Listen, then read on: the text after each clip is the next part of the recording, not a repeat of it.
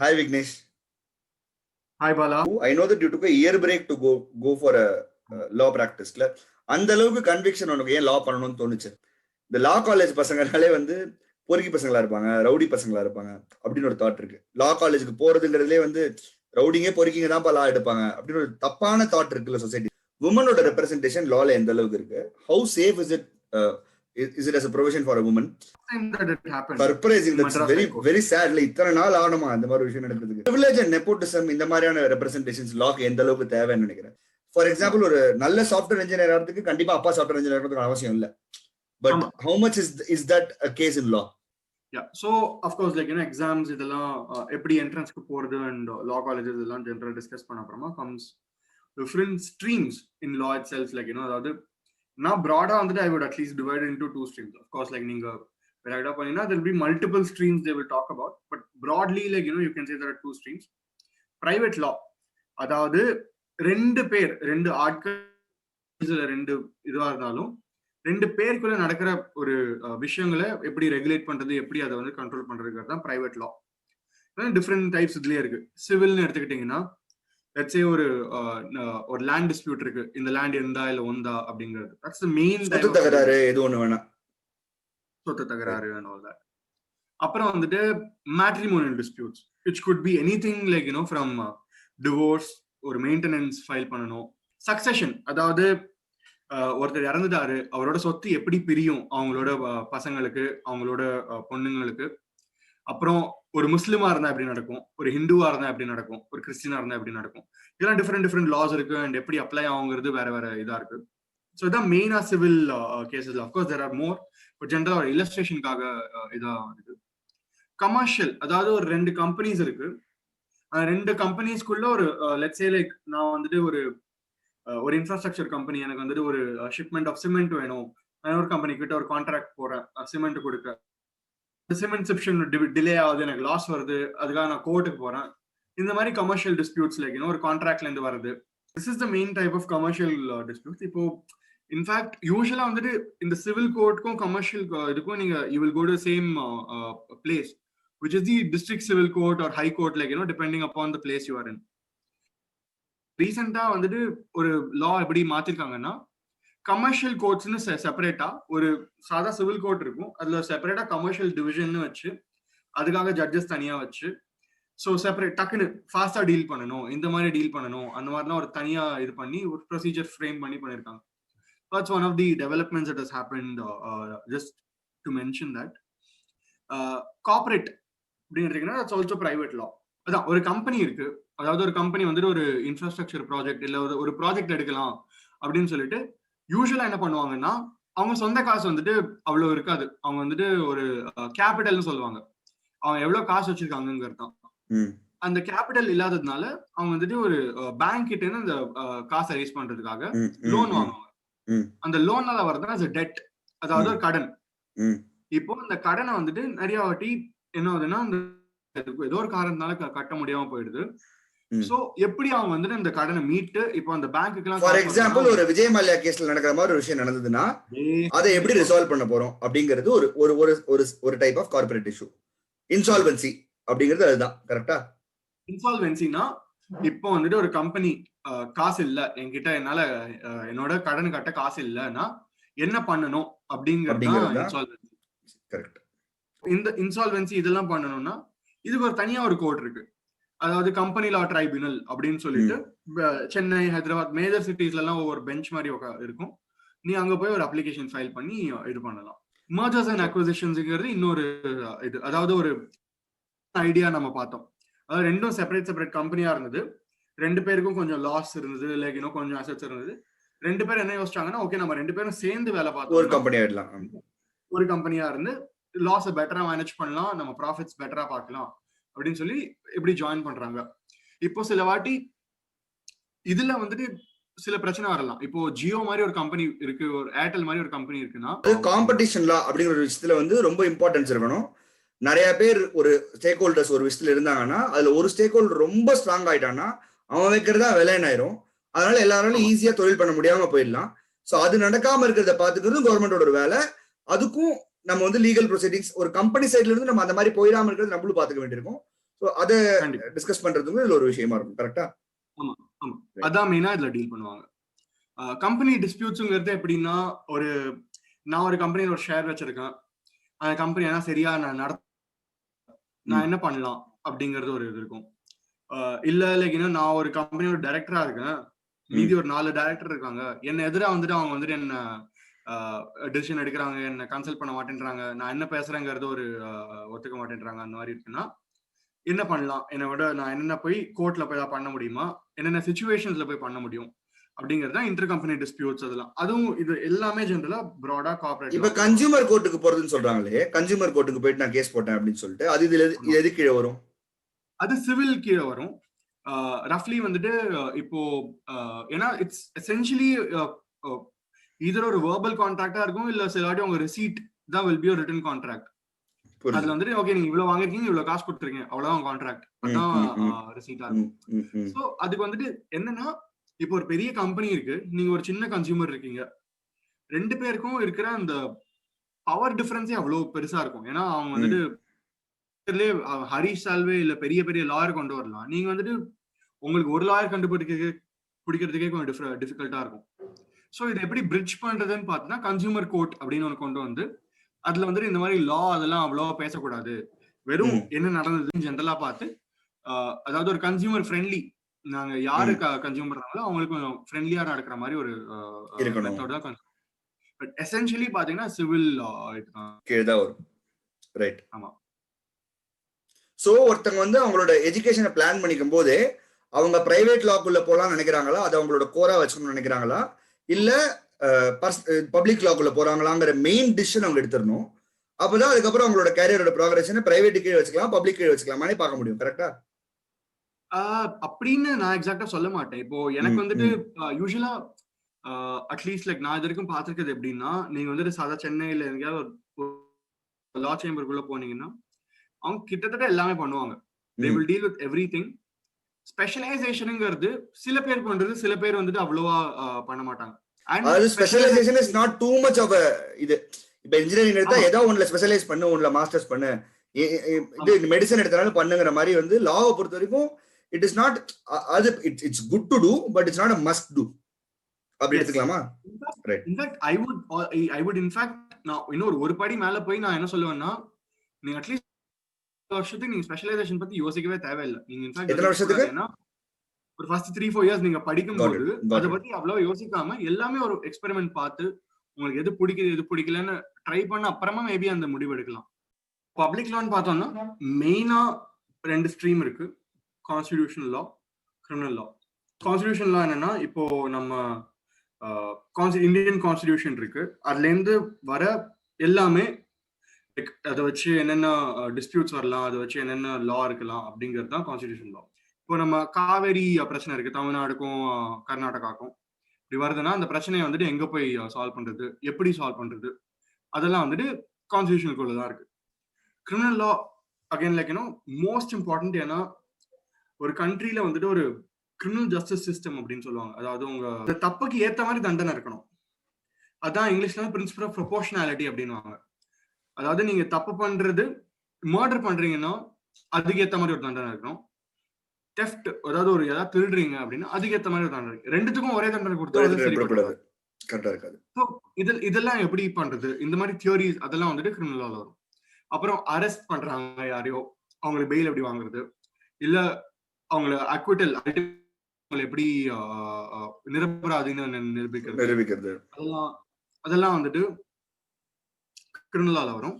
இப்போ பிராடான 2 லா இருக்கு. இதுல ஐபிசி, இந்தியன் பீனல் கோட் அப்படின்னு சொல்லுவாங்க.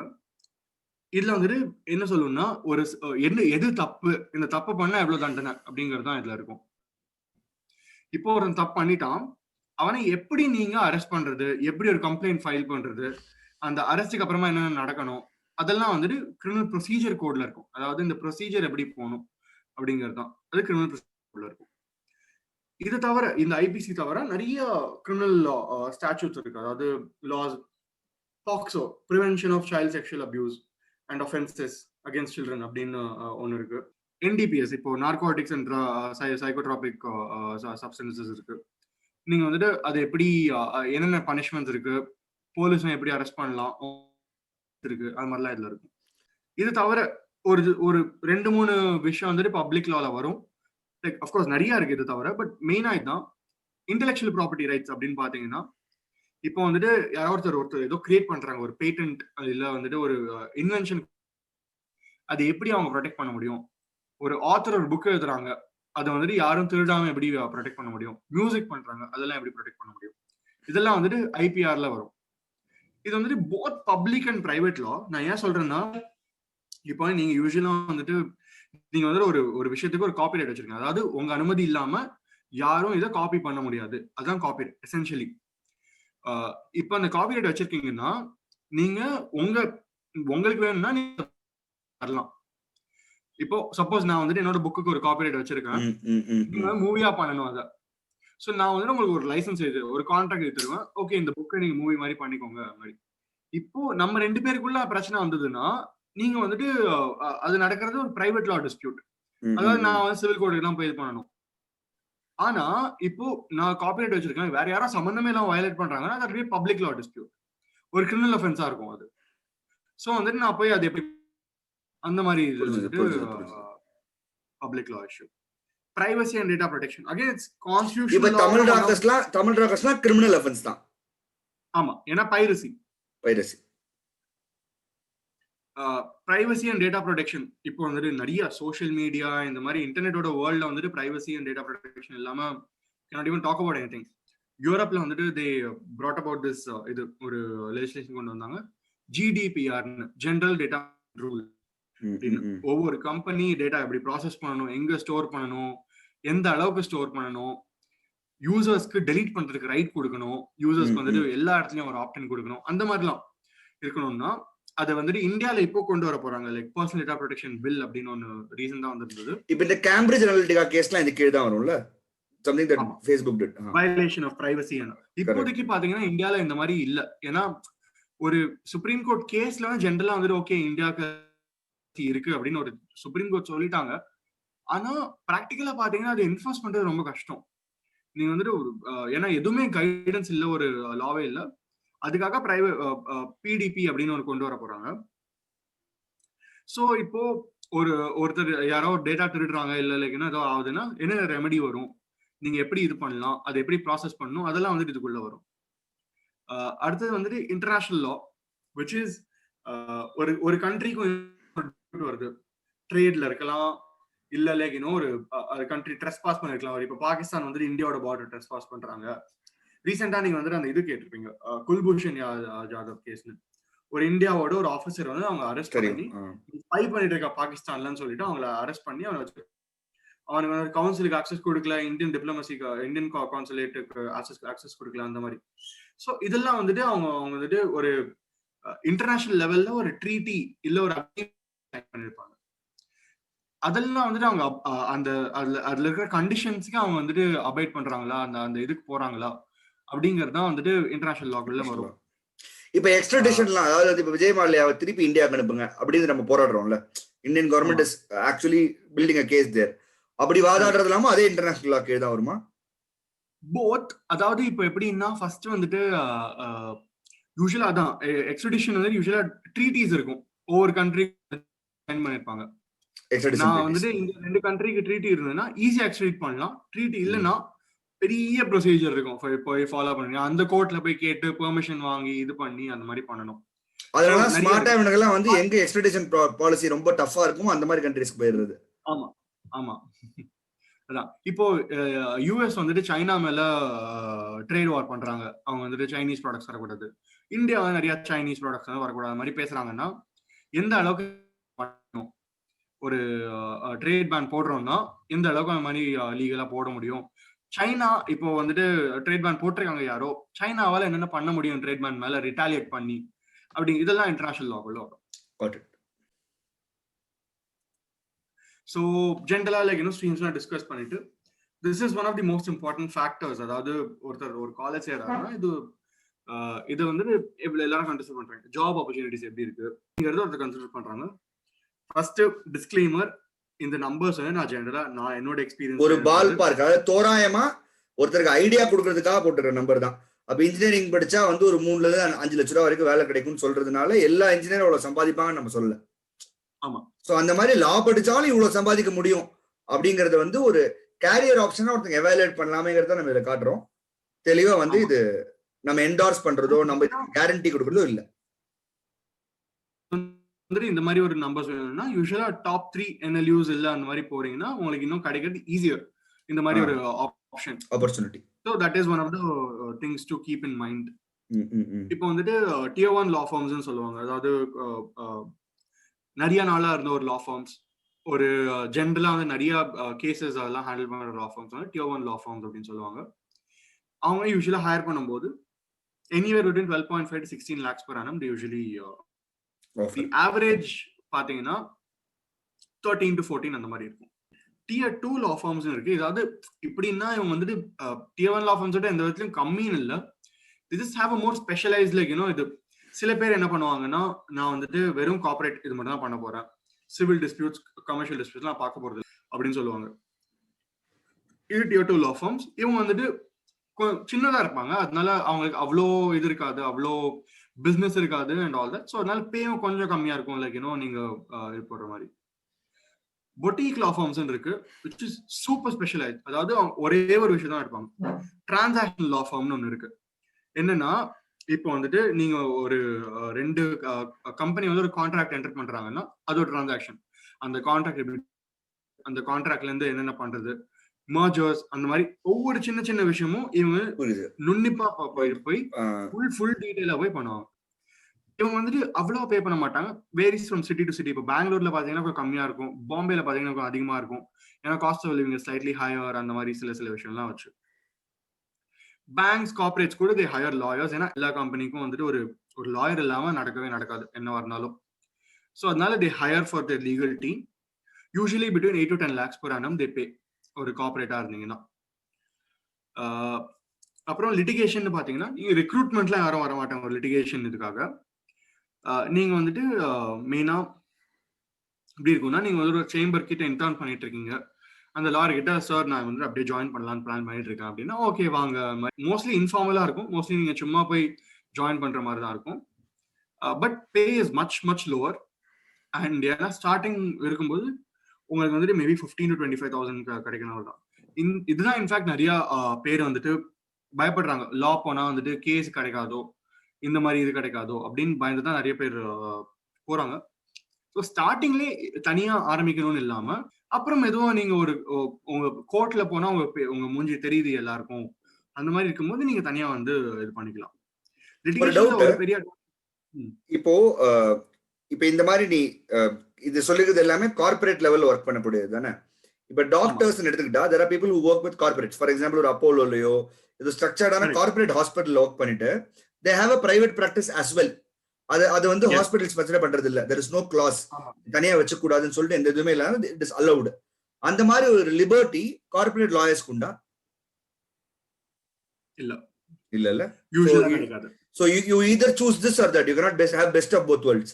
எனக்கு வந்து பிரைவேட்டாவும் பிராக்டிஸ் பண்ணனும், இதுவும் பண்ணனும் மாதிரி பண்ண முடியுமா? சோ எப்படின்னா நீங்க ஒரு கார்ப்பரேட் லா ஃபார்ம்ல இருக்கீங்க, நீங்க ஒரு லாயரா இருக்கீங்கன்னா உங்களால தனியா பிராக்டிஸ் பண்ண முடியாது. ஆனா நீங்க வந்து சென்னையில ஒரு பெரிய லாயரா இருக்கீங்கன்னா ஒரு லா ஃபார்ம் வந்து ஒரு கேஸ் வந்து ஒரு சென்னையில வருது, ஒரு பெரிய லா ஃபார்ம் லைக் பாம்பே, டெல்லியில இருக்கிற லா ஃபார்ம் யூஸ்வலா என்ன பண்ணுவாங்கன்னா ஒரு லோக்கல் லாயரை அவங்க தனியா எடுத்துக்கிட்டு எங்க கேஸ் கூட ஹெல்ப் பண்ணுங்க அப்படின்னு சொல்லி ஹையர் பண்ணுவாங்க. ஸோ நீங்க லா ஃபார்ம் கூட இருக்க மாட்டீங்க, நீங்க வந்து நார்மலா உங்க ஜாப் தான் போய் வாதாடுவீங்க. ஆனா உங்களுக்கு கிடைக்கிற கமிஷன், உங்களுக்கு கிடைக்கிற ஃபீஸ் எல்லாம் will be higher. ஏன்னா லா உங்களோட சேர்ந்து ஒர்க் பண்றதுனால. So as a litigator, as ஒரு practising lawyer you can get the best of both worlds. போலாம் அந்த மாதிரி பண்ணலாம். ஒரு சைடு கன்சல்டன்ட்டா எடுத்துக்குவேன், இன்னொரு சைடு வந்து பிராக்டிஸ் வச்சுக்குவேன். But if I'm full time employed, that's a different thing altogether. Full time employment போனா I cannot have practice. ஆமா, அதான் இருக்கு. of course நீங்க வந்துட்டு இப்போ ஒரு லிட்டிகேட்டரா இருக்கீங்கன்னா உங்களுக்கு வந்துட்டு அவ்வளவு பெரிய ஸ்பெஷலைஸ்டா பண்ண முடியாது உங்களால. எல்லாமே உங்களுக்கு கொஞ்சம் ஜெனரலா தான் உங்களால பார்க்க முடியும். சோ அது டெஃபினட்டா இருக்கு. But maximum to the maximum extent possible you get the best experience of like both sides. அப்புறம் வந்துட்டு இன்டர்ன்ஷிப்ஸ் இருக்கு. of course like நீங்க வந்துட்டு ஒரு இன்டர்ன்ஷிப்னா என்னன்னா பேசிக்கலி நீங்க இப்போ ஒரு காலேஜ்ல இருக்கீங்க, you want to get a hands on experience like அதாவது எப்படி போய் எப்படி கோட் வேலை பார்க்கும், எப்படி கம்ப்ளைண்ட் டிராஃப்ட் பண்றது, இதெல்லாம் வந்துட்டு யூஸ்வலா காலேஜ்ல கத்து தர மாட்டாங்க. நீங்க ஒரு இன்டர்ன்ஷிப்ல தான் போய் கத்துப்பீங்க. இந்த மாதிரி இன்டர்ன்ஷிப் பண்ணும்போது தான் கம்பெனிஸ் ஓகே லைக் இவன் இந்த மாதிரி பண்றான், எனக்கு இந்த மாதிரி டேலண்ட் இருக்கு, இவங்க இந்த மாதிரி பண்றாங்க அப்படின்னு நோட்டீஸ் பண்ணி உங்களை அப்சர்வ் பண்ண நிறைய சான்சஸ் இருக்கு.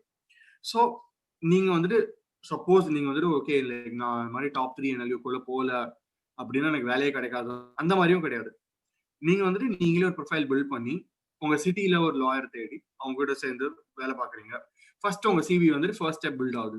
அப்புறமா நீங்க உங்களுக்கு கார்பரேட் சைட் போனோம்னா ஒரு லா ஃபார்ம்க்கு அப்ளை பண்ணி அவங்க இருக்கும்போது அவங்க கிட்ட இன்டர்ன் பண்ணி அவங்க இம்ப்ரெஸ் பண்ணி நீங்க வந்துட்டு even if your not from the best college in India or like இந்தியால இருந்தே கொஞ்சம் ஒரு ஆவரேஜான காலேஜ்லாம் வரீங்கன்னா கூட உங்க டேலண்ட் இருந்ததுன்னா லா ஃபார்ம் கண்டிப்பா பிக்கப் பண்ணுவாங்க. இன்ஃபேக்ட் எவ்வளவு பேர் வந்துட்டு எனக்கு தெரிஞ்சவங்களே லா ஃபார்ம்ஸ்ல வந்துட்டு ஒரு மீடியமான காலேஜ்ல இருந்தா வந்து நான் நிறையவே இன்ஃபேக்ட் நம்மளோட பெட்டரா தெரிஞ்ச மாதிரிலாம் பண்ணிருக்கோம். ஸோ கண்டிப்பா அது வந்துட்டு ஒரு ஃபேக்டரா இல்ல. என்னன்னா ஒரு நல்ல காலேஜ் வந்தீங்கன்னா அந்த அட்வான்டேஜ் இருக்கும். காலேஜே ரெக்ரூட்மெண்ட் காலேஜ்ங்கிறது வந்து ஒரு லான்ச் பேட் மட்டும் தான். இந்த காலேஜ்ல இருந்தா சக்சஸ்க்கான பாசிபிலிட்டி கொஞ்சம் ஜாஸ்தியா இருக்கே தவிர டசன்ட் மீன் அதிக வேற காலேஜ்ல இருந்தா you cannot perform prepare or do anything அப்படிலாம் ஒண்ணும் கிடையாது. அப்படிதான் you want to explain. Correct correct make sense. ஆனா ஆல்ரெடி நீங்க ஒரு காலேஜ்ல சேர்ந்துட்டீங்க, இந்த காலேஜ் கொஞ்சம் ரேங்க் 1ல இல்லைன்னா வரி பண்ணிக்கிறதுக்கே ஒண்ணும் இல்ல. அங்க இருந்து எப்படி பில்ட் பண்ணிக்கணும்னா ஸ்ட்ரக்சர்டா அங்க இருந்து என்ன பில்ட் பண்ணணும் ஒர்க் பண்ண ஆரம்பிக்கணும். அவ்வளவுதான். இப்போ பிளேஸ்மெண்ட் அதெல்லாம் முடிஞ்சிருச்சு, லைக் பேக்கேஜ் எல்லாம் பார்த்தாச்சு. என்னென்ன ட்ரை பண்ணலாம்னா நான் வந்துட்டு ஒரு லாயரா இருந்தா என்னெல்லாம் பண்ண முடியும் அப்படின்னு பாத்தீங்கன்னா யூஸ்வலா நம்மளுக்கு என்ன யோசிப்போம்னா படம் எல்லாம் பார்த்து கோர்ட்ல போய் அப்ஜெக்ஷன் யுவர் ஆனர்னு வாதாடி அந்த மாதிரி ஒரு பெரிய கேஸ் ஜெயிச்சு அந்த மாதிரி தான் வந்துட்டு பண்ற மாதிரி பார்த்திருப்போம். பட் அது நாட் நெசசரி, அந்த மாதிரி இருக்கணும்னு இல்ல. அது இன்ஃபேக்ட் வெரி ஸ்மால் ப்ரொபோசல் பண்றாங்க. நிறைய பேர் லாயர்ஸா இருந்து வேற வேற விஷயம் தான் பண்றாங்க. என்னென்ன அப்படின்னு ஒரு ஐடியா பார்த்தோம்னா அஃப்கோர்ஸ் லைக் மெயின் வந்துட்டு ஒரு கோர்ட்டுக்கு போய் வாதாடுறது. So still lucrative practice and people do it. But இப்போ இந்தியாவில் வர வர லா ஃபார்ம்ஸுங்கிற கான்செப்டும் வந்திருக்கு. அது எப்படி இருக்குன்னா ஒரு லா ஃபார்ம்ல வந்துட்டு ஒரு 20-30 லாயர் இருப்பாங்க ஒரு கேஸ்ல ஹேண்டில் பண்ணிட்டு. அப்பனா அந்த கேஸ பிரேக் டவுன் பண்ணி எவ்வளவு ஸ்மால்ல அந்த லெவலுக்கு ஒரு ஸ்பெஷலைஸ் பண்ணி ரீசர்ச் பண்ணி நீங்க கிளையண்ட்டுக்கு டெலிவர் பண்ண முடியும். பெரிய அட்வான்டேஜ். லைக் இவ்வளவு பேர் ஒர்க் பண்றாங்க ஒரு கேஸ்லன்னா அவங்க வந்துட்டு அவங்களால ஈஸியா இது பண்ண முடியும். ஒரு இது இஃப் த சேம் கேஸ் ஒரு தனி லாயர் இல்ல ஒரு 2-3 பேர் ஹேண்டில் பண்றாங்கன்னா அவங்களால எவ்வளவு டைம் அண்ட் எஃபர்ட் அதுல போட முடியும், எவ்வளவு ஓரளவுக்கு இன்டெப்த் போக முடியுங்கிறது ஒரு டெஃபினட்டா ஒரு கொஸ்டின் மார்க் தான். ஸோ லா ஃபார்ம்ஸோட அட்வான்டேஜஸ் இதுல இருக்கு. பட் அஃப்கோர்ஸ் லைக் நீங்க கொஞ்சம் expensive and like automatically they will pay you more like நீங்க ஜாயின் பண்ணீங்கன்னா ஜென்ரல். அடுத்தது வந்துட்டு கார்பரேட் இன்ஹவுஸ் கவுன்சில். அதாவது நான் முன்னாடி எக்ஸ்பிளைன் பண்ண மாதிரி எல்லா கார்பரேட்ஸ்க்கும் ஒரு லீகல் டீம் இருக்கும். அந்த டீம் கூட நீங்க வந்துட்டு you will be a part of the இது. ஸோ அவங்க கூட வந்துட்டு என்னென்ன லீகல் ரிக்வயர்மெண்ட்ஸ்லாம் அந்த ஒரு கம்பெனிக்கு இருக்கு அதை வந்து நீங்க ஹெல்ப் பண்ணுவீங்க. இப்போ வந்து சில வாட்டி ஒரு கம்பெனி இருந்து ஆனுவல் ரிட்டர்ன்ஸ் ஃபைல் பண்ணணும். செக்ஷுவல் ஹாரஸ்மெண்ட் ரெகுலேஷன்ஸ் இருக்கும். அதாவது நீங்க வந்துட்டு you should be friendly towards like people come out. ஒரு இன்டர்னல் என்கொயரி கமிட்டி இருக்கணும். அப்புறம் வந்துட்டு ஒரு பிரைவசி இது வந்துட்டு அட்ஹியர் பண்ணணும். இதெல்லாம் சின்ன சின்ன ஒரு எம்ப்ளாய்மெண்ட் ட்ரேட் மார்க்கிங், காப்பிரைட்ஸ் அதெல்லாம் ரெஜிஸ்டர் பண்ணனும், பேட்டன்ட் ஃபைலிங் பண்ணனும், எல்லாமே இருக்கும். எல்லாம் இல்ல ஒரு கம்பெனி உங்க கம்பெனி ஏதாவது ஒரு கேஸ் போடுறாங்கன்னா ஃபர்ஸ்ட் ரீசர்ச் நீங்க தான் பண்ணுவீங்க. கரெக்ட். இப்போ கவுன்சில் ரூல்ஸ் பிரகாரம் நீங்க ஒரு கார்பரேட் கவுன்சிலா இருக்கீங்கன்னா உங்களால கோர்ட்டுக்கு போய் வாதாட முடியாது. யூஸ்வலா நீங்க கோர்ட்டுக்கு போய் வாதம்னா திருப்பி நீங்க ஒரு லாயரை ஹையர் பண்ணி தான் ஆகணும். பட் அந்த ரீசர்ச் அவருக்கு கொடுக்குற மெட்டீரியல் அவர் வந்து நீங்க அவர் அசஸ் பண்றது ஃபுல்லா நீங்க தான் பண்ணுவீங்க. ஸோ அது வந்துட்டு ஒரு ஃபுல் கார்பரேட் பண்ற மாதிரி இருக்கும். ஸோ அது வந்துட்டு is one of the more career. இப்போ எனக்கு ஒரு டவுட், இப்போ கார்பரேட்ல இருக்கிறவங்க கோர்ட்டுக்கு போய் வாதாட முடியாது நம்ம சொல்றோம்ல, அப்படின்னா லிட்டிகேட்டரா இருக்கிறதுக்கு கோர்ட்ல போய் வாதாடுறதுக்கு ஏதாவது எக்ஸ்ட்ரா ஸ்பெஷலைசேஷன் பண்ணணுமா? Is there anything that you have to do to qualify and go talk? எல்லாத்துக்குமே இப்போ after you finish your LLB degree bar எக்ஸாம்னு வரணும். அந்த பார் எக்ஸாம்ல தான் you will be called an advocate. If you're an advocate you can practice in front of the court. இப்போ ஏன் ஒரு கார்ப்பரேட் இன்ஹவுஸ் கவுன்சிலா இருக்கிறவர் ஏன் போக முடியாதுன்னா according to the bar council rules to practise before the court நீ வந்துட்டு வேற எங்கேயும் ஃபுல் டைம் எம்ப்ளாய்டா இருக்க கூடாது. இப்போ ஏதாவது வெஸ்டட் இன்ட்ரஸ்ட் இருக்குங்கிறதுனாலயா? ஒன்னு, and the idea is that it's a professional இது, அதனால you should dedicate your whole time to this professionங்கிறது தான் ஐடியா. ஸோ இப்போ வந்து நீங்க கோர்ட்டை போய் ஃபுல்லா வாதாட முடியாதுங்கிறது ஒரு இது இருக்கு. இப்போ நீங்க லா ஃபார்ம் எடுத்துக்கிட்டீங்கன்னா என்ன டிஃபரன்ஸ்னா, அவங்க வந்து அவங்க எம்ப்ளாயின்னு சொல்ல மாட்டாங்க, அவங்கள அசோசியேட்னு சொல்லுவாங்க. ஸோ டைரக்டா அவங்க they treat you as a lawyer directly, inside the firm as well. It's just a group of lawyers. Whereas corporate, it's a proper company where you're employed as an employee, full-time employee of the company. அதனால வந்துட்டு உங்களால போய் கோர்ட்ல போய் வாதாட முடியாது. இது ஒரு பெரிய டிஸ்டிங்ஷன், இம்பார்ட்டன்டா. ஸோ இப்போ லா ஃபார்ம்ஸ் வந்து இண்டிவிஜுவல் கேசஸ் எடுத்துக்குவாங்களா? அஃப்கோர்ஸ் சூட்ஸ் மாதிரி சீரியல்ல எடுக்கலாம் விட இந்தியால ஆர் தே ஈவன் அப்ரோச்சபிள்? அது ஹை நெட்வொர்த் இண்டிவிஜுவல்ஸ் விட்டுருவோம், நான் ஹை நெட்வொர்த் இண்டிவிஜுவல்ஸ் வந்து இவங்களை ஆக்சஸ் பண்ண முடியற மாதிரி தான் இருக்காங்களா லா ஃபார்ம்ஸ்? ஃபார் எக்ஸாம்பிள், எனக்கு ஒரு பர்சனல் டிஸ்பியூட்னா நான் ஒரு லா ஃபார்ம்கிட்ட போவேனா இல்ல ஒரு பர்சனல் லாயர்கிட்ட போவேனா? அந்த அளவுக்கு ஒரு அது இப்போ எப்படி how I want to present this is இன்னைக்கு வந்து ஒரு ஸ்ட்ரக்சர்டான ஃபார்மேட்ல யார் வேணா ஒரு விஷயத்தை ஆக்சஸ் பண்ணலாம் அப்படிங்கிறது நிறைய விஷயத்துல உடஞ்சிட்டே வருது. அது நிறைய மணி இருக்கிறவங்க மட்டும் பண்ண முடியும்னு கிடையாது. எல்லாருக்குமே நான் வந்து ரூரல் மார்க்கெட்டிங் மாதிரி பண்ணி ஒரு பிஸ்கெட்னா கூட நான் வந்து ஒரு பெட்டி கடையிலையும் கொண்டு போய் ரீச் பண்ண வைப்பேங்கிற மாதிரி நான் கார்பரேட்டா இருந்து ஒரு சின்ன கேஸும் எடுத்துக்குவேங்கிற மாதிரி பண்றாங்களா? Is that actually in practice? யூசுவலா எடுத்துக்க மாட்டாங்க. யூசுவலா வந்துட்டு அட்லீஸ்ட் உங்களுக்கு ப்ராஃபிட்டபிளா இருக்காது. நீங்க வந்து ஒரு சின்ன கேஸ் எடுத்தீங்க, காஸ்ட் அவ்வளவு இருக்கும் ஒரு லா ஃபார்ம் கிட்ட போனீங்கன்னா. ஸோ த காஸ்ட் உங்களுக்கு சிக்னிஃபிகண்டா இருக்கும். அதனால 99% பீப்புளே வந்துட்டு போக மாட்டாங்க individual cases. Of course there are people who go. அந்த பெரிய கேசஸ் மட்டும் இல்லை, நார்மலான பீப்புள். லெட்ஸ் சே நீங்க ஒரு கம்பெனியோட ஒரு சின்ன கம்பெனியோட டைரக்டரா இருக்கீங்க, ஒரு பிரச்சனை வருதுன்னா நீங்க லா ஃபார்ம் கூட ஹையர் பண்ணி போகலாம். But sometimes it will be cheaper and better if you just hire a direct lawyer, அவர்கிட்ட டைரக்டா போய் பேசுனீங்கன்னா இன்னும் ஈஸியா இருக்கும். So cost efficient sense lende it makes sense to have a direct lawyer. Those are the mainstream careers. law la வந்துட்டு ஒரு lava அப்படி பாத்தீங்கன்னா mainstream career. இது தவிர வேற என்ன இருக்கு அப்படின்னு பாத்தீங்கன்னா, first வந்து as a teacher, you will be a law teacher. You can be a professor or a researcher in any of the universities or anything. இப்போ பிரைவேட் யூனிவர்சிட்டிஸ் அந்த மாதிரி ஜிந்தல் அந்த மாதிரிலாம் பண்றாங்க. நீ ஒரு அப்ராட்ல ஒரு LLM பண்ணிட்டு வரீங்க, ஒரு மாஸ்டர்ஸ் பண்ணிட்டு வரீங்கன்னா, they will hire you a decent pay. You will probably get around 1.5 lakhs per year per month. ஒரு டீச்சிங்க்கு பேஷன் இருக்கு, எனக்கு அதுல போணும், அதனால நான் பண்றேன் அப்படிங்கிறவங்க பண்ணுவாங்க. ஆமா. இப்போ சில பேர் என்ன பண்ணுவாங்கன்னா, ஒரு ஃபுல் டைம் ப்ரொஃபஸரா இல்லாம ஒரு விசிட்டிங் ஃபேக்கல்டி, நான் பிராக்டிசிங் லாயரா இருக்கேன், நான் அப்பப்போ வந்து ஒரு கோர்ஸ் டீச் பண்றேன், அது மாதிரி பண்ணுவாங்க. பாலிசின்னு பாத்தீங்கன்னா நிறைய NGOs பாலிசி திங்க் டேங்க்ஸ் வந்து லாயர்ஸ் வந்து ஹெட் பண்ணுவாங்க. ஏன்னா you look at it from that public perspective, உங்களுக்கு வந்து generally have an understanding. Usually BLLB பண்ணீங்கன்னா you study sociology, you study economics, you study history. So all these help ஒரு public policy initiative குள்ள போகும்போது is also a fairly lucrative option. இப்போ நீதி ஆயோக்ல அந்த மாதிரி போறீங்கன்னா கண்டிப்பா வந்து ஒரு பெரிய you will be paid well and you will be dealing with many of the initiatives in India and மாதிரி ஒரு பெரிய சான்ஸ்லாம் கிடைக்கும். Civil services not directly related to law, but usually வந்துட்டு in fact ஒரு civil exam crack நான் prepare பண்ணது இல்லை. So maybe நான் மற்றவங்க சொல்றது வச்சு சொல்றேன். அதாவது யூஸ்வலா லா வந்துட்டு ஒரு ஒன் ஆஃப் தி ஆப்ஷனல்ஸா எடுத்தீங்கன்னா ஸ்கோர் பண்ண இன்னும் கொஞ்சம் ஈஸியா இருக்கும். You already know of all this constitution என்ன இருக்கு உங்களுக்கு ஜெனரலா தெரியும். So understand better, so it's easy. Already நீ சொல்ற மாதிரி you are studying on everything including current affairs on a daily basis to be surviving in your profession. So அதை இன்னும் நல்லா பண்ணுங்கிற எக்ஸாமுக்கு உங்களுக்கு ஒரு நல்ல பேக்ரவுண்ட் 4-5 வருஷம் அதிலே ப்ரிப்பேர் பண்ண மாதிரி இருந்திருக்கும், வேற ஒரு UG பண்ணிட்டு ட்ரை பண்றதை விட. ஆமா. and civils UPSC வரும்போது you have to choose I think 2 optional courses or something that இது ஸ்பெசிஃபிக்கா அதெல்லாம் ஒன்று எழுதும்போது if you choose law it's easier to score in that and இது. ஸோ அதனால having a law background helps. Civil servant முடிச்சு நீங்க சிவில் சர்வெண்டா போறீங்க, IAS ஆஃபீஸர் IFS ஆஃபீஸர் அந்த மாதிரி போறீங்கன்னா லாங்கிறது கண்டிப்பா நீங்க day to day basis relay பண்ணி you will use it, you will use policy and all that. So அதனால it's also one of the career paths that usually talked about. என்னோட one of my alumni recently வந்துட்டு ஒரு IFS ஆஃபீஸரா இருக்காங்க. ஜெனீவால வந்துட்டு இருக்குல்ல, அது வந்து இந்தியாவோட ரெப்ரசன்டேட்டிவா அங்க இருக்காங்க. அவங்க வந்துட்டு ஆமா. ஸோ அவங்க வந்துட்டு நான் NLSல படிச்ச ட்ரேட் லா தான் எனக்கு நிறைய ஹெல்ப் பண்ணுச்சு. நான் அதை பத்தி நான் இப்போ டே டு டே பேசிஸ்ல தான் பண்ணிக்கிட்டு இருக்கேன். அந்த மாதிரி இது இருக்கு. So definitely having a law background helps in all this. Judicial services again not very often இது, பட் quite lucrative. நீங்க வந்துட்டு ஜுடிஷியல் சர்வீஸை கிராக் பண்ணி ஒரு ஜட்ஜா போகலாம். ஜட்ஜ் ஆகிறதுக்கு என்னன்னா, if you're say a lawyer like in a court for 15 to 20 years or so or more than that, the court may sometimes என்ன சொல்லுவாங்கன்னா, ஓகே இவரை டைரக்டா லாயர்ல ஒரு ஜட்ஜ் ஆக்குவோம் அப்படின்னு ஒரு லாயர்ல elevated to the bench as a high court judge அப்படின்னு சொல்லுவாங்க. 90% ஆஃப் தி ஜட்ஜஸ் கரண்டா இருக்கிறவங்க லாயரா இருந்து டைரக்டா ஜட்ஜ் ஆனவங்க தான். ஜுடிஷியல் சர்வீசஸ் எழுதி ஜட்ஜ் ஆகல. But of course this is also one of the options is there. ரெண்டு வகையிலயும் பண்ண முடியும். Right. Is there any age பார்?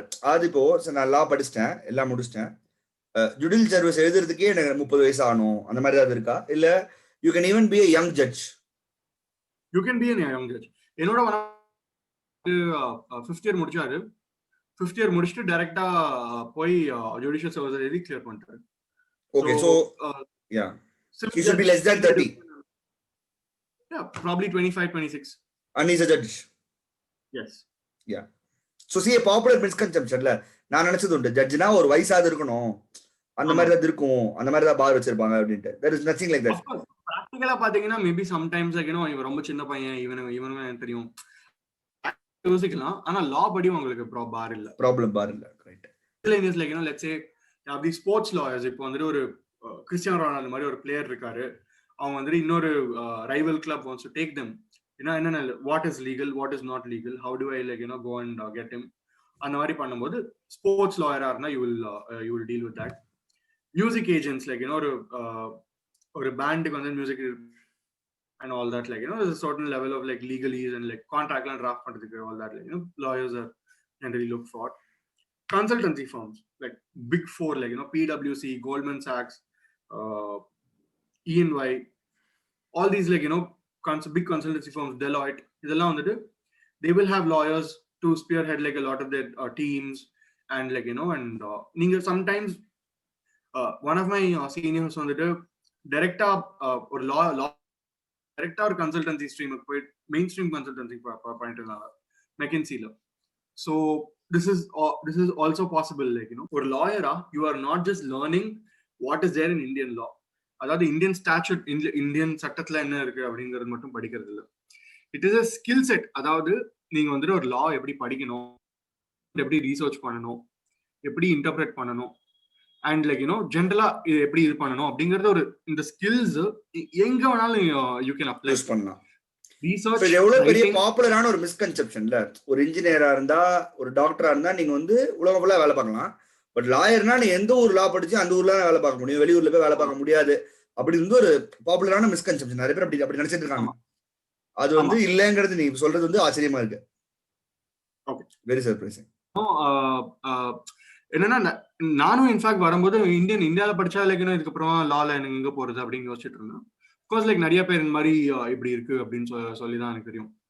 யூஸ்வலா அஃப்கோர்ஸ் லைக் இப்போ லாலே ஒரு 2-3 டிஃபரன்சஸ் இருக்கு. இப்போ ஜெர்மனி போனீங்கன்னா நிறைய லாஸ் ஜெர்மன்ல இருக்கும். ஸோ உங்களுக்கு லாங்குவேஜ் ஒரு பேரியரா இருக்கலாம்.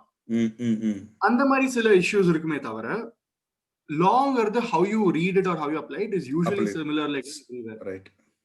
ஒரு பேசிக் ட்ரைனிங் ஒரு 6 months அந்த மாதிரி ஒரு ஜென்ரலா படிச்சு உங்களுக்கு தெரிஞ்சுக்கிட்டாலே you can easily you will catch up. இப்போ especially India, US, UK, Australia, Singapore இந்த 5-6 கண்ட்ரி வந்துட்டு part of what they say common law countries. அதாவது இங்கிலாந்து அந்த கொலோனியல் பீரியட்ல இருந்தப்போ they all had a similar legal system. இப்போ colonialism இல்ல, ஆனாலும் இந்த countries have retained this legal system. இப்போ வந்துட்டு ஒரு காமன் லா வந்துட்டு மெயின் கிளாசிக் என்னன்னா, இப்போ வந்துட்டு ஒரு ஜட்ஜ்மெண்ட் வருது. ஜட்ஜ்மெண்ட் வந்துட்டு இன்னொருத்தர் ஒரு சிமிலர் கேஸ் பார்க்கும்போது முன்னாடி இந்த மாதிரி என்ன ஜட்ஜ்மெண்ட் இருக்கு அப்படின்னு பார்க்கணும். ஒரு மாதிரி ஜட்ஜ்மெண்ட் இருக்குன்னா அதை வச்சு ஃபாலோ பண்ணி ஆகணும். So it one of the main features of common law which is precedent அப்படின்னு சொல்லுவாங்க. முன்னாடி இஃப் தேர்ஸ் அ ப்ரெசிடென்ட் முன்னாடி இருந்திருக்குன்னா அதை நீங்க ஃபாலோ பண்ணணும். This is common across all these. இது இன்ஃபேக்ட் இந்தியாவில் வந்துட்டு எந்த அளவுக்கு போகும்னா, நீங்க ஒரு கான்ட்ராக்ட் கேஸ்லாம் இருக்குன்னா நிறைய முன்னாடி இங்கிலீஷ்ல தான் சொல்லியிருப்பாங்க. அதர்ஸ் தான் இந்தியன் கேசஸே வந்து ஒரிஜினல் இங்கிலீஷ் கேஸ் சைட் பண்ணா கூட நிறைய கோர்ட்ஸ்லாம் அக்செப்ட் பண்ணி they will use it. Similarly, like it's used interchangeably. So it's easier if you go to one of these countries like US, UK, Singapore, Hong Kong, all these places, Australia. But it does not mean that you cannot go to the other places. But US has a jury system, la? It's a different, isn't it a different system? England also has a jury system. Right. So is யூஎஸ்ல it civil different? இதுக்கும் juries இருக்கு. இங்கிலாந்துல யூஎஸ்ல civil and கிரிமினலுக்கு juries. Jury is nothing. Essentially jury is just that fact will be found by the jury. அதாவது ஒரு லா இருக்கு, ஒரு ஃபேக்ட் இருக்கு. இப்போ நான் வந்துட்டு ஒருத்தனை கத்தியால குத்தி கொலை பண்ணிட்டேன். நான் பண்ணது கொலையா இல்ல கல்பபிள் ஹோமிசைடா இல்ல அசால்ட்டா இல்ல அந்த மாதிரி பண்றது வந்து லா. அதாவது வாட் இஸ் த லா அப்படின்னு நீ பாப்பீங்க. நான் நிஜமாவே அவனை கத்தியால குத்துனா அப்படிங்கிறது is fact. Was I there at that place? அந்த கத்தி என்னோட இல்ல வேற யாராவது இருந்தாங்களா? am I being implicated? இதெல்லாம் கொஸ்டின் ஆஃப் ஃபேக்ட். ஜூரி வெறும் கொஸ்டின் ஆஃப் ஃபேக்ட பார்க்கும், ஜட்ஜ் கொஸ்டின் ஆஃப் லா பார்ப்பாரு. So this is the difference. ஆனா நீங்க ஒரு லாயரா ஆர்கியூ பண்றது is not going to change. Of course there might be certain strategies. இப்போ ஒரு ஜூரியை ஸ்வே பண்ணணும்னா இன்னும் கொஞ்சம் ஒரு எமோஷனலா பேசினா சில அடி ஸ்வே ஆவாங்க அப்படின்னு பேசுவாங்க. இந்த மாதிரி சின்ன சின்ன டிஃபரன்சஸ் இருக்குமே தவிர like lastly it's the same. மெயினா இப்போ வந்து சப்போஸ் நீங்க அப்ராட் போகணும் அப்படி, it's slightly harder to come in to practice mainstream. நான் அது ஃபோர்த் பாயிண்ட்டுக்கு வரேன். பட் மெயினா வந்துட்டு you can be a part of the international legal framework. அதாவது ஒரு இன்டர்நேஷனல் லா, இன்டர்நேஷனல் என்ஜிஓஸ் எல்லாம் இருக்குன்னா அதை வந்து நீங்க பண்ண முடியும். இன்டர்நேஷனல் லா ஃபார்ம்ஸ்னு இருக்கு. அதாவது ஒரு ஃபாரின் லா ஃபார்ம் உங்களை ஹையர் பண்றாங்கன்னா நீங்க யூஸ்வலா எப்படி ஜாயின் பண்ணுவீங்க? அந்த ஃபாரின் லா ஃபார்ம் ஒரு இந்தியாவில் ஒரு இஷ்யூ வருது, அவங்க வந்துட்டு இது பண்ணணும்னா உங்களுக்கு ஃபர்ஸ்ட் கூப்பிட்டு இந்தியா பெர்ஸ்பெக்டிவ் என்ன, இந்தியாவில் லா என்ன அப்படின்னு அவங்க வந்துட்டு கேட்பாங்க. செகண்ட், ஒரு ரெண்டு கமர்ஷியல் என்டிட்டிஸ், ஒரு மல்டிநேஷனல் கம்பெனி இன் யூஎஸ், ஒரு மல்டிநேஷனல் கம்பெனி இன் இந்தியா, ரெண்டுத்துக்கும் ஒரு டிஸ்பியூட் வருதுன்னா யூஸ்வலா இன்டர்நேஷனல் ஆர்பிட்ரேஷன் அப்படின்னு சொல்லுவாங்க. அதாவது ஒரு கோர்ட் இல்லாம ஒரு பிரைவேட் ஜட்ஜ் அட்ஜூடிகேஷன் இது மாதிரி போயிட்டு அவங்க ரெண்டு பேரும் அங்க போய் அவங்களோட டிஃபரன்சஸ் செட்டில் பண்ணிப்பாங்க ஆர் அட்ஜூடிகேட் இது மாதிரி பண்ணிப்பாங்க. அப்போ வந்துட்டு you can be a part of this international law form and argue like for either of the sides. இப்போ ஆர்பிட்ரல் அந்த மாதிரி பண்றீங்கன்னா அது வந்துட்டு ஒரு பார்ட் பண்ணலாம். பட் ஒரு விஷயம் என்னன்னா, இது வெறும் கட்ட பஞ்சாயத்து மாதிரி இல்லையா? இப்படி ஒரு ஆர்பிட்ரல் கவுன்சில்கிட்ட போறோம் அப்படின்னா we just want someone to solve it for us, அவ்வளவுதானே தவிர do they even have any power? So do they enforce? law ரெண்டு விஷயம் இருக்குல்ல. one is there is something that you say you should do. Second, are you able to enforce it? Are these arbitrary committees empowered enough to enforce? அவங்களால enforce பண்ண முடியுமா? They can't enforce it. Now the countries will have mechanisms to enforce it. இப்போ India எடுத்துக்கிட்டீங்கன்னா arbitration act அப்படின்னு ஒரு லா அப்படிங்கறத வச்சு பண்ணுவாங்க. ஒரு ஃபாரின்ல இருந்து ஒரு ஆர்பிட்ரல் டிகிரி வருதுன்னா ஓகே, நீ வந்து கோர்ட்டுக்கு போய் ப்ரொடியூஸ் பண்ணா கோர்ட்டை என்ஃபோர்ஸ் பண்ணும். அவனோட அசெட்ஸ் வந்துட்டு அவனோட லைக் கம்பெனியோட அசெட்ஸ் எல்லாம் இந்தியால இருக்கு, அவனோட சொத்துலாம் இந்தியால இருக்குன்னா அதை இந்தியன் கோர்ட் ஜப்தி பண்ணும். புரிஞ்சுது. ஏன்னா ஆர்பிட்ரல் ரெகக்னிஷன், அதாவது இந்த மாதிரி ஒரு ப்ராசஸ் நடந்திருக்கு, வேலிட் அப்படின்னு சொல்லிட்டு அவங்க ரெகக்னைஸ் பண்ணி கோர்ட் வந்து எடுத்து பண்ணும். இந்த மாதிரி பண்ணலாம். அந்த ஆர்பிட்ரேஷனுக்கு அந்த பவர் இல்ல, பட் அவங்க எல்லாமே வேலிடா பண்ணாங்கன்னா கோர்ட்ஸ் வந்து எடுத்து பண்ணுவாங்க. சோ இது அகைன் இஸ் an இன்டர்நேஷனல். இது இப்போ வந்துட்டு இது ஏன் பண்றாங்க அப்படின்னா நியூயார்க் கன்வென்ஷன் அப்படின்னு ஒண்ணு இருக்கு. அதாவது நிறைய கண்ட்ரி சைன் பண்ணாங்க. என்னன்னா ஓகே, இப்படி ஒரு ஆர்பிட்ரேஷன் ப்ராசஸ் நடக்குதுன்னா நம்ம எல்லாரும் ரெகக்னைஸ் பண்ணுவோம் அந்த ப்ராசஸ அப்படின்னு சொல்லி எல்லாரும் கன்வென்ஷன் சைன் பண்ணி அவங்க வந்துட்டு ஓகே இந்த மாதிரி பண்ணணும் அப்படின்னு சொல்லிட்டு அவங்க அந்த ஆப்ளிகேஷன் எடுத்திருக்காங்க, பண்றாங்க. இப்போ கிட்டத்தட்ட ஒரு 150 கண்ட்ரீஸ் நியூயார்க் கன்வென்ஷனை சைன் பண்ணிருக்காங்க. So it's one of the most signed conventions in the world. அதனால it has a lot of weight. அந்த convention அந்த ஒரு arbitrary process அதுக்கு ஒரு மரியாதை ஜாஸ்தியா இருக்கும். ரைட். ஆமா. அடுத்து வந்து international NGOs and governmental organisations. நிறைய என்ஜிஓஸ் இருக்கு. இப்போ ICR, Indian international red cross இருக்கு, which is a non-governmental organization. They do a lot of humanitarian work. சிரியால வந்துட்டு மேசக்கர் நடக்குது, இல்ல ஈரான்ல வந்துட்டு there is a crisis that's going on. அவங்க ஸ்டெப் இன் பண்ணி லீகலா நடக்குதா, எந்த மாதிரி சப்போர்ட் கொடுக்கறது, இந்த பீப்புள் மக்களுக்கு எல்லாம் என்ன மாதிரி ஹெல்ப் பண்றது அப்படின்னு பாப்பாங்க. You can be a part of that. இல்ல நான் வந்து கவர்மெண்டல் சைட்ல பண்ணணும் அப்படின்னா வேர்ல்ட் பேங்க் அந்த மாதிரி ஒரு போலாம். வேர்ல்ட் பேங்க் ஒரு லீகல் கவுன்சில் இருக்கணும். இப்போ in fact one of our alumni சென்னையில இருந்தா அவர் விக்ரம் ராகவன், அவர் வந்துட்டு வேர்ல்ட் பேங்க்ல is been senior counsel for almost கிட்டத்தட்ட அவர் one of the lead counsels of world bank. So ஒரு கண்ட்ரிக்கு வந்துட்டு லோன் கொடுக்கணும் அந்த மாதிரிலாம் எதுனா லீகல் ரிக்வயர்மெண்ட்ஸ் என்ன அந்த மாதிரி பார்க்கறது. இல்லை யூஎன் மாதிரி ஒரு ஆர்கனைசேஷன் இருக்குன்னா என்னென்ன பண்ணணும், நம்ம வந்துட்டு ஒரு லீகல் ஸ்டெப் எடுக்கிறோம் அந்த மாதிரி பண்ணணும், என்னென்ன பண்ணலாம் அப்படின்னு இருக்கு. ஹியூமன் ரைட்ஸ் வயலேஷன்ஸ் அதெல்லாம் எப்படி பண்ணும். தேர்ட் வந்துட்டு ஒரு ஃபாரின் யூனிவர்சிட்டியில போய் டீச் பண்ணலாம். Lot of like foreign universities require professor. And நீங்க போய் டீச் பண்றதுனா நீங்க ஒரு ஃபாரின் யூனிவர்சிட்டியில போய் டீச் பண்ணீங்கன்னா you usually teach like something like the international லா இல்ல அந்த மாதிரி ஒரு கமர்ஷியல் லா அந்த மாதிரி நீங்க டீச் பண்ணுவீங்க.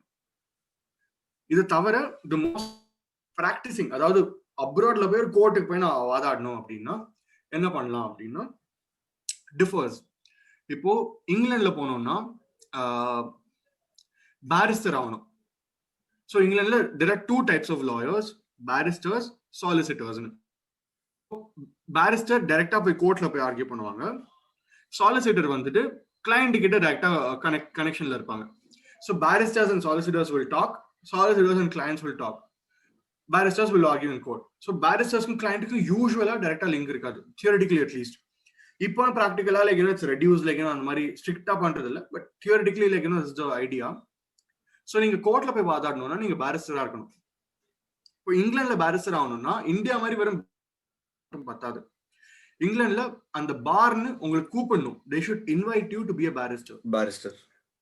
அப்படி இன்வைட் பண்ணாங்கன்னா தான் நீங்க வந்து ஒரு 1 year apprenticeship மாதிரி பண்ணி then you become a barrister and you have to ஒரு 4 inns ன்னு சொல்லுவாங்க, அதாவது ஒரு 4 chambers மாதிரி இருக்கும். அந்த chambersல ஏதாவது ஒருத்தவங்க வந்து உங்களுக்கு எடுத்துக்கணும் barrister ஆகணும்னா. So it's slightly difficult. நீங்க வந்துட்டு அவங்களுக்கு ப்ரூவ் பண்ணணும் நான் வந்துட்டு இப்போ ஒரு எனக்கு கேலிபர் இருக்கு, இந்த மாதிரி பொட்டன்ஷியல் இருக்கு அப்படின்னு ப்ரூவ் பண்ணாதான் அவங்க எடுத்துப்பாங்க. யூஎஸ்ஏ போனோம்னா it's slightly easier, but depends. இப்போ நியூயார்க் அந்த மாதிரி போனீங்கன்னா அங்க வந்து டேரக்டா எல்எல்எம் பண்ணாலே உங்களால ப்ராக்டிஸ் பண்ண முடியும். யூஎஸ்ல இருந்து ஒரு மாஸ்டர்ஸ் பண்றீங்க அப்படின்னா அங்க டைரக்டா ப்ராக்டிஸ் பண்ண முடியும். ஆனா அது வந்துட்டு சில ஸ்டேட்ஸ்ல வந்துட்டு வேற மாதிரி இருக்கும். சில ஸ்டேட்ஸ்ல வந்துட்டு உங்களை வந்துட்டு ஒரு 3 year இன்னொரு 3 year கோர்ஸ் படிக்கணும், அது மாதிரி சில ரிக்வயர்மெண்ட் இருக்கலாம். ஸோ இது ஒன்று இருக்கு. சிங்கப்பூர் அந்த மாதிரி சில இடத்துலலாம் இட்ஸ் மச் ஈஸியர். நீங்க வந்து டைரக்டா வந்துட்டு இந்தியால இருந்து போறீங்க, கிராஸ் இந்தியால ஒரு லா டிகிரி வாங்கிருக்கீங்கன்னா சிங்கப்பூர்ல ரெகக்னைஸ் பண்ணி ஒரு சின்ன எக்ஸாம் மட்டும் இருந்தா போதும்.